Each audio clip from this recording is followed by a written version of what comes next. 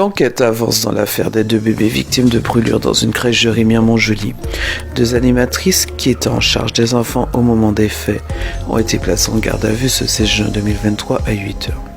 Les autorités ont pris la décision de prolonger la garde à vue. Selon le procureur, les récits ne correspondent pas au constat fait par les enquêteurs. Par ailleurs, la justice a demandé un complément d'information sur l'état des 2 nourrissons au médecin situé à Paris.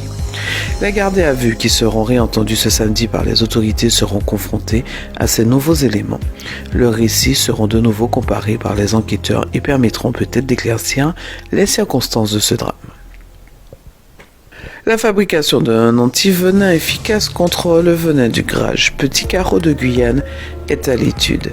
C'est l'information dévoilée par l'ARS Guyane dans la lettre pro du 16 juin 2023. Des études précliniques sont prévues. Si les travaux sont menés rapidement, ils pourraient déboucher sur la fabrication du premier antivenin guyanais d'ici 12 à 18 mois. De quoi faire face aux morsures des grages petits carreaux, ces serpents responsables de 80 à 90% des envenimations ophidiennes en Guyane. En effet, 2 projets d'antivenin sont en cours d'étude dans notre région, comme l'indique la lettre pro de l'Agence régionale de santé ce 16 juin. Des études précliniques et des expérimentations sur des serpents seront menées. Elles permettront notamment de définir le mode d'administration le plus efficace. Les étapes suivantes seront les études cliniques puis les demandes d'autorisation. Notez que les hôpitaux de proximité seraient également dotés de ces antivenins. Les chiffres du Conseil national de l'ordre des médecins affichent plusieurs tendances positives. Publié dans l'Atlas de la démographie médicale en France, il montre que la densité médicale en Guyane s'est améliorée de 50% entre 2010 et 2013.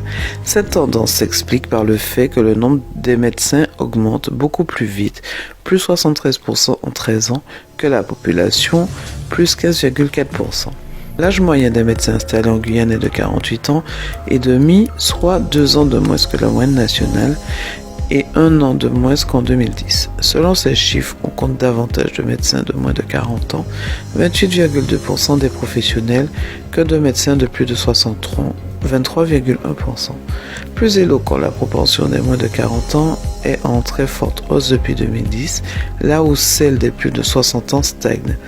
Au niveau national, un médecin sur 2 est une femme, 48,8%, contre seulement 36,4% en Guyane.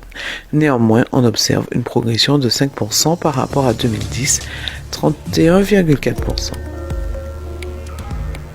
Engagé par un promoteur immobilier et soutenu par la mairie de Cayenne, le projet de construction d'une villa luxueuse sur le littoral suscitait la controverse.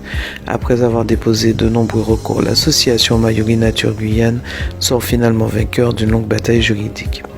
L'affaire durait depuis 8 ans, mais le 25 mai 2023, la Cour administrative d'appel CAA de Bordeaux a rejeté les demandes du promoteur immobilier Didier Magnan dans le cadre d'un recours de l'association Mayuri Nature Guyane. Cette décision de la CAA met un terme à une longue procédure judiciaire au cours de laquelle la mairie de Cayenne a été condamnée à verser plusieurs milliers d'euros à Mayuri Nature Guyane. L'Union des commerçants de l'île de Cayenne, USIC, annonce que la 46e brasserie de Cayenne aura lieu les 6, 7 et 8 juillet prochains de 8h30 à 19h. La nocturne se tiendra le samedi 8 juillet jusqu'à 21h.